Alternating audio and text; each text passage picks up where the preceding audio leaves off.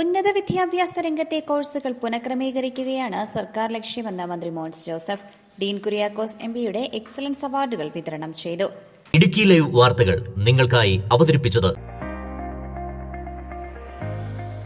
Idukki MP advocate Dean Kuriakose നടപ്പിലാക്കുന്ന rice പദ്ധതിയുടെ ഭാഗമായി കഴിഞ്ഞ അധ്യയന വർഷം +2 SSLC പരീക്ഷകളിൽ എല്ലാ വിഷയങ്ങൾക്കും A+ നേടിയ വിദ്യാർത്ഥികളെ ആദരിക്കുന്ന എംപിയുടെ എക്സലൻസ് അവാർഡ് 2026 വിതരണം ജലവിഭവ ഭവന നിർമ്മാണ വകുപ്പ് മന്ത്രി മോൻസ് ജോസഫ് നിർവഹിച്ചു. നമ്മുടെ സംസ്ഥാനത്ത് കുട്ടികൾ ഇവിടെ തന്നെ പഠിക്കാൻ കഴിയുന്ന സാഹചര്യം ഉണ്ടാകണമെങ്കിൽ കുട്ടികൾക്ക് തൃപ്തികരമായി പഠിക്കാൻ കഴിയുന്ന കോഴ്സുകൾ ഇവിടെ ക്രമീകരിച്ചു കൊടുക്കണം. അത് ചെയ്യേണ്ടത് സർക്കാരാണ്. ഗവൺമെന്റ് ആ ഉത്തരവാദിത്വം നിർവഹിക്കാതെ വന്നാൽ കേരളത്തിലെ കുട്ടികൾ മറ്റ് സംസ്ഥാനങ്ങളിലേക്ക് പോകും, മറ്റ് രാജ്യങ്ങളിലേക്ക് പോകും. ഇപ്പോൾ മറ്റ് സംസ്ഥാനങ്ങളിലേക്ക് പോയിട്ടും കാര്യമില്ല. ഇന്ത്യയുടെ ദേശീയ വിദ്യാഭ്യാസ നയമാണ് എന്ന രൂപത്തിൽ രാജ്യത്തൊട്ടാകെ നടപ്പാക്കുന്നതും നമുക്ക് തകർച്ചയിലേക്കാണോ പോകുന്നത് എന്ന ആശങ്ക നമ്മുടെ മുമ്പിൽ ഉയരുകയാണ്. അപ്പൊ കേരളത്തിന്റെ വിദ്യാഭ്യാസ മേഖലയ്ക്ക് അനുയോജ്യമായ, കേരളത്തിലെ കുട്ടികൾക്ക് തൃപ്തികരമായി പഠിക്കാൻ കഴിയുന്ന, കേരളത്തിലെ രക്ഷിതാക്കൾക്ക് സ്വീകാര്യമായ ഒരു പഠന ക്രമീകരണം ഉന്നത വിദ്യാഭ്യാസ രംഗത്തും പൊതുവിദ്യാഭ്യാസ രംഗത്തും നടപ്പാക്കാൻ കഴിയണം. അതിന് കേരളത്തിലെ ഗവൺമെന്റ് മുന്നോട്ട് വരികയാണ്. നമ്മുടെ സംസ്ഥാനത്തിന്റെ താല്പര്യങ്ങൾ സംരക്ഷിക്കാൻ വേണ്ടിയുള്ള ഈ പ്രയത്നത്തിൽ വിദ്യാർത്ഥി സമൂഹത്തിന്റെയും രക്ഷിതാക്കളുടെയും പിന്തുണ ഉണ്ടാകണം എന്ന് ഞങ്ങൾ അഭ്യർത്ഥിക്കുന്നു. ഗവൺമെന്റിന് മുമ്പിലുമുള്ളത് മുല്ലപ്പെരിയാർ പ്രശ്നമാണ്. മുല്ലപ്പെരിയാർ പ്രശ്നത്തിന്റെ കാര്യത്തിൽ ഗവൺമെന്റിന് മാത്രമായി തീരുമാനിക്കാൻ കഴിയില്ല. ഇന്നത്തെ സാഹചര്യം സുപ്രീം കോടതിയുടെ പരിഗണനയിലാണ് ഈ വിഷയങ്ങൾ നിൽക്കുന്നത്. സുപ്രീം കോടതിയുടെ അനുമതിയോടുകൂടി സുപ്രീം കോടതിയെ ബോധ്യപ്പെടുത്തിക്കൊണ്ട് മാത്രമാണ് എന്ത് കാര്യം ചെയ്യാനാണെങ്കിലും മുല്ലപ്പെരിയാർ പ്രശ്നത്തിൽ കഴിയുള്ളൂ. അതുകൊണ്ട് സുപ്രീം കോടതിയുടെ മുമ്പിൽ ഞങ്ങൾ ഈ പുതിയ ഗവൺമെന്റ് വന്ന ശേഷം മുല്ലപ്പെരിയാറുമായി ബന്ധപ്പെട്ട പ്രശ്നങ്ങൾ പരിശോധിച്ചു. എല്ലാ ഡാമുകളുമായി ബന്ധപ്പെട്ട റിവ്യൂ നടത്തി.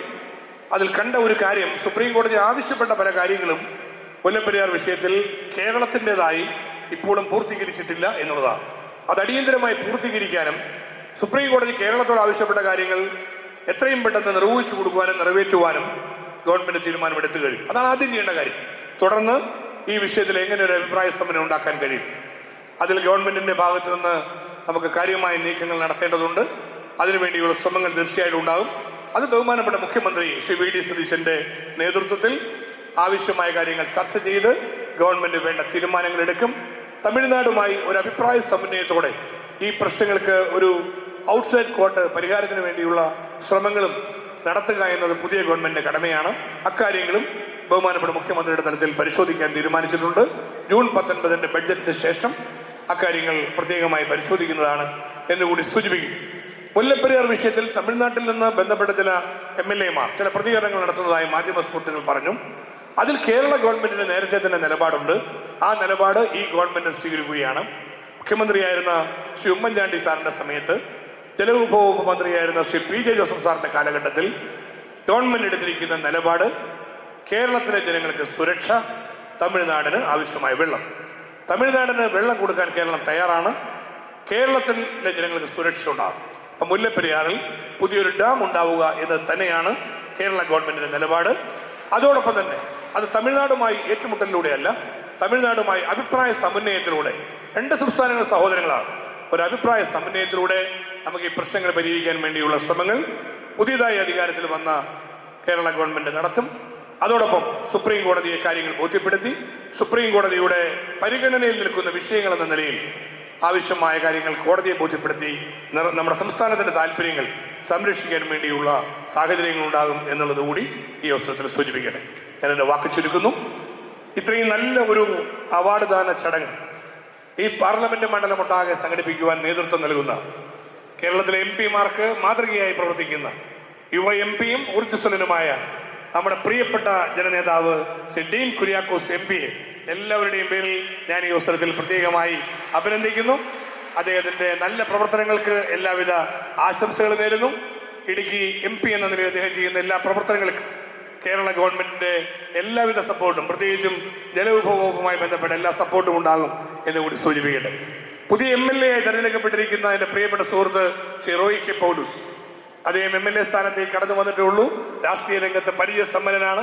ദീർഘകാലം KPCC-യുടെ നേതൃത്വത്തിലൊക്കെ പ്രവർത്തിച്ചിട്ടുള്ള ശ്രീ റോയി കെ പൗലൂസ് ഈ കാലഘട്ടത്തിൽ തിളക്കമാർന്ന ഭൂരിപക്ഷത്തോടെ ഇടുക്കിയുടെ ജനപ്രതിയായി തെരഞ്ഞെടുക്കപ്പെടുമ്പോൾ ഇടുക്കി അസംബ്ലി മണ്ഡലത്തിന് കൂടുതൽ വികസന കാര്യങ്ങൾ നടപ്പാക്കുവാൻ, ഈ മണ്ഡലത്തിന്റെ പരിമിതികളും ഈ മണ്ഡലത്തിൻ്റെതായ പ്രശ്നങ്ങളും പരിഹരിക്കുവാൻ ആവശ്യമായ കാര്യങ്ങൾക്ക് നേതൃത്വം നൽകുവാൻ പുതിയ MLAക്ക് കഴിയുമെന്ന ഉത്തമ വിശ്വാസമാണ് UDF നേതൃത്വത്തിനുള്ളത്. കേരളം ഇതുവരെ കൈവരിച്ച നേട്ടങ്ങളുടെയെല്ലാം അടിസ്ഥാനം വിദ്യാഭ്യാസ മേഖലയിലെ മുന്നേറ്റങ്ങളാണെന്ന് മന്ത്രി പറഞ്ഞു. സർവകലാശാലകൾ വിദ്യാഭ്യാസത്തിന്റെ ശ്രീകോവിലാണ്. അവിടെ രാഷ്ട്രീയ തർക്കങ്ങൾ അനുവദിക്കാനാകില്ല. 3 വർഷ ബിരുദ കോഴ്സുകൾ യാതൊരു തയ്യാറെടുപ്പുമില്ലാതെയാണ് 4 വർഷമാക്കിയത്. കോഴ്സുകളുടെ പുനഃക്രമീകരണം നടപ്പാക്കുകയാണ് ലക്ഷ്യം. കേരളത്തിലെ കുട്ടികൾക്ക് അനുയോജ്യമായ പഠനക്രമമൊരുക്കുകയാണ് ഉന്നത വിദ്യാഭ്യാസ വകുപ്പിന്റെ ലക്ഷ്യം. ഇതിന് വിദ്യാർത്ഥി സമൂഹത്തിന്റെയും രക്ഷിതാക്കളുടെയും പിന്തുണയുണ്ടാകണമെന്നും മന്ത്രി പറഞ്ഞു. വേദിയിൽ ലഭിച്ച വിവിധ പരാതികൾക്കും മന്ത്രി മറുപടി നൽകി. ഇടുക്കിയിൽ കൃഷിനാശം നേരിട്ടവർക്ക് പരമാവധി വേഗം നഷ്ടപരിഹാരം ലഭ്യമാക്കും. നിർമ്മാണ നിരോധനവുമായി ബന്ധപ്പെട്ട വിഷയങ്ങൾ പരിശോധിക്കും. തൊട്ടിക്കാനം നിവാസികളുടെ കുടിവെള്ളക്ഷാമം പരിഹരിക്കാൻ നടപടി സ്വീകരിക്കും. പലയിടങ്ങളിലും റോഡ് വെട്ടിപ്പൊളിച്ച് പൈപ്പിടൽ പാതി വഴിയിലാണ്. ജൽജീവൻ മിഷനുമായി ബന്ധപ്പെട്ട പ്രശ്നങ്ങൾക്ക് പരിഹാരം കാണും. 2 വർഷത്തിനുള്ളിൽ എല്ലാ വീടുകളിലും കുടിവെള്ളം എത്തിക്കാൻ നടപടി സ്വീകരിക്കുമെന്ന് മന്ത്രി പറഞ്ഞു.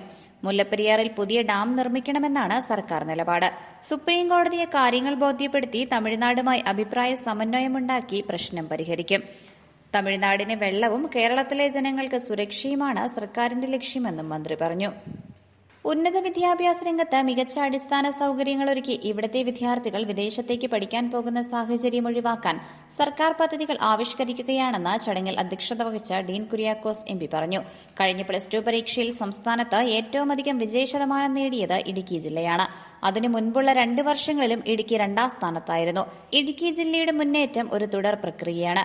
SSLCയിലും +2വിലും നേടിയ വിജയം നിലനിർത്താൻ വിദ്യാർത്ഥികൾക്ക് കഴിയട്ടെയെന്നും MP പറഞ്ഞു. ഇടുക്കി നിയമസഭാ മണ്ഡലത്തിന്റെ പരിധിയിൽ വരുന്ന സ്റ്റേറ്റ് സിലബസ് സ്കൂളുകളിൽ നിന്ന് +2 SSLC പരീക്ഷകളിലും CBSE സ്കൂളുകളിൽ നിന്ന് +2 പരീക്ഷയിലും എല്ലാ വിഷയങ്ങൾക്കും A+ നേടിയ മുഴുവൻ പ്രതിഭകളെയും ചടങ്ങിൽ മെറിറ്റ് അവാർഡ് നൽകി ആദരിച്ചു. മന്ത്രി മോൻസ് ജോസഫും ഡീൻ കുര്യാക്കോസ് MPയും അവാർഡുകൾ വിതരണം ചെയ്തു. ചെറുതോണി ടൌൺഹാളിൽ നടന്ന പരിപാടിയിൽ Roy K Paulose MLA, Idukki block panchayat president Sandramol Jinny, vice president AP Usman, Kattappana block panchayat president K Balasingh, ജില്ലാ പഞ്ചായത്ത് അംഗങ്ങളായ ഫ്രാൻസിസ് ദേവസിയ, മിനി സാബു, ഷൈനി സജി, മരിയാപുരം ഗ്രാമപഞ്ചായത്ത് പ്രസിഡന്റ് ജിപ്സി ബിന്നി, വാത്തിക്കുടി ഗ്രാമപഞ്ചായത്ത് പ്രസിഡന്റ് വിനോദ് ജോസഫ്, റൈസ് പദ്ധതി കോർഡിനേറ്റർ VD എബ്രഹാം, വിവിധ രാഷ്ട്രീയ കക്ഷി നേതാക്കൾ, സാമൂഹ്യ സാംസ്കാരിക പ്രവർത്തകർ, ഇസാഫ് ബാങ്ക് പ്രതിനിധികൾ, Insight Institute of Commerce and Management പ്രതിനിധികൾ തുടങ്ങിയവർ പങ്കെടുത്തു.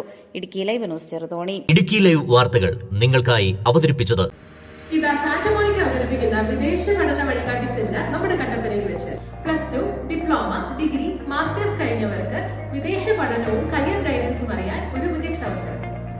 Diploma, degree, masters, affordable nursing, bachelors and masters, German hospital program, entry requirements, scholarship assistance, visa guidance, study and work opportunity, PR possibilities എന്നിവയെക്കുറിച്ച് എക്സ്പെർട്ട് ഗൈഡൻസ്, Q&A സെഷൻ ഉണ്ടായിരിക്കുന്നതാണ്. കൂടാതെ 1.5 ലക്ഷം മുതൽ 5 ലക്ഷത്തിൽ താഴെ വരെ ചെലവിൽ യൂറോപ്യൻ പ്രമുഖ ഏഷ്യൻ രാജ്യങ്ങളിലെ കോഴ്സുകളെ കുറിച്ച് അറിയുവാനുള്ള അവസരം. ഈ വരുന്ന മെയ് 21 വ്യാഴാഴ്ച രാവിലെ 10 മണിക്ക് KG's ഹിൽടൗൺ ഹോട്ടലിൽ വെച്ച് നടത്തപ്പെടുന്നു. എൻട്രി തികച്ചും സൗജന്യം. നിങ്ങളുടെ സ്വപ്ന രാജ്യങ്ങളിലേക്കുള്ള ആദ്യ ചുവടുവെപ്പ് ഇവിടെ നിന്ന് തുടങ്ങട്ടെ. കൂടുതൽ വിവരങ്ങൾക്കായി കട്ടപ്പന സാന്റമോണിക്ക സ്റ്റഡി അബ്രോഡുമായി ബന്ധപ്പെടും.